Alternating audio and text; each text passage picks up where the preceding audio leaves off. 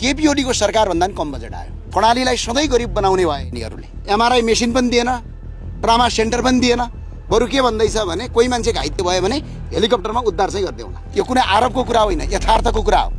286 अर्ब रुपैयाँ अहिले केमा छुटाइएको छ? भौतिक पूर्वाधार तथा शहरी विकास दुईटा मन्त्रालयहरूको यताउति गरेर गर्दा 286 अर्ब छुटाउँदा कर्णाली प्रदेशमा जम्मा 4 अर्ब रुपैयाँ छ। बजेट केही क्रान्तिकारी आएको छ, केही रेभोल्युसनरी आएको छ।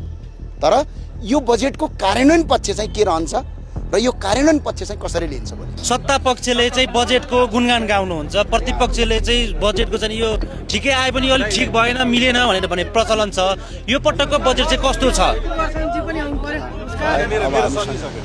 हामी सँगै बसौँ। अब पहिलो कुरा चाहिँ के छ भने अब बजेट भनेको सधैँ प्रतिपक्षले विरोधै गर्नुपर्छ भन्ने होइन, सबभन्दा ठुलो कुरो।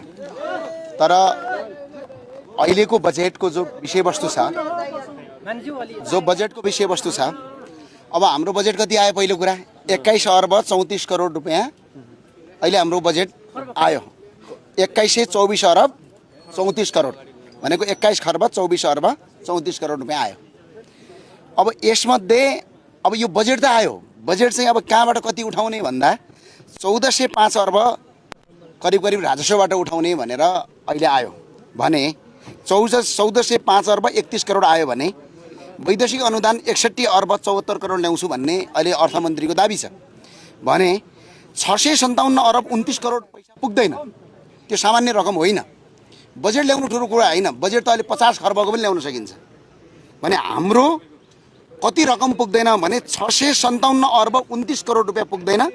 त्यसमध्ये 247 अर्ब 28 करोड विदेशबाट ऋण ल्याउँछु भनेको छ यो सरकारले भने 410 अर्ब के भनेको छ आन्तरिक ऋण भनेको नेपालभित्रबाट म ऋण उठाउँछु भनिरहेको छ भने यो बजेट यहाँभन्दा अगाडि पनि 18 खरबको 17 खरब 19 खरबसम्म आयो।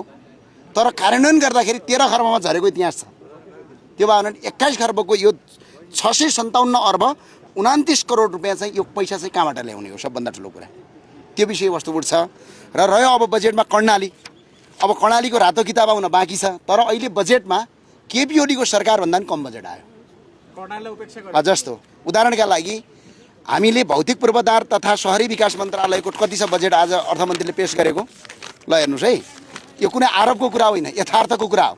286 अर्ब रुपैयाँ अहिले केमा छुटाइएको छ? भौतिक पूर्वाधार तथा शहरी विकास दुईटा मन्त्रालयहरूको यताउति गरेर गर्दा 286 अर्ब छुटाउँदा कर्णाली प्रदेशमा जम्मा 4 अर्ब रुपैयाँ छ। 1 अर्ब नाङ्मोदेखि गमगढीसम्मको कालेपत्रका लागि होइन, जबकि 91 करोड अलरेडी हामीले अघि लगिसकेका बजेट हो योभन्दा अगाडि सरकार बन्नभन्दा अगाडि भने